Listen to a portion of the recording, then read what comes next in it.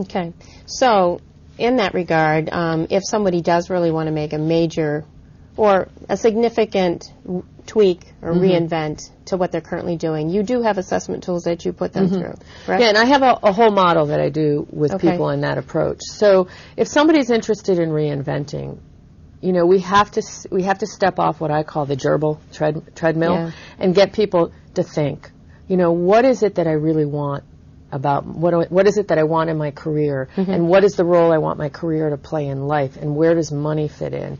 And I usually have people go through a 3-step process. Okay. The first stage of that process is the most important part. That's the self-reflection or introspective phase, where we look at a variety of parameters. So if you came to me and you said, you know, I really want to do something different, but I have no idea what I'd want to do, these are the different things that I'm going to look at with you. So I'm going to say, Gail, tell me what you're good at, and then from what you're good at, where do you get satisfaction? We call that motivated skills. Okay. And they're not always the same. Usually they're different. So what happens is people get good at something and they stick with it, although they hate it.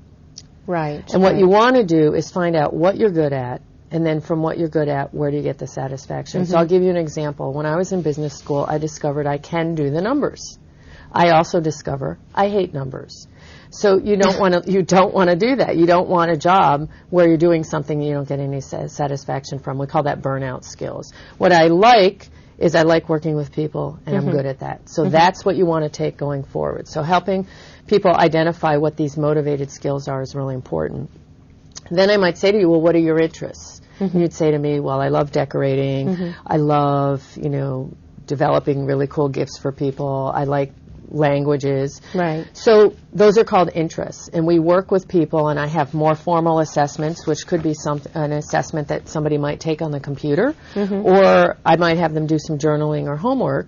But interest can tie to type of company, job function, type of industry, company culture. So that's really important.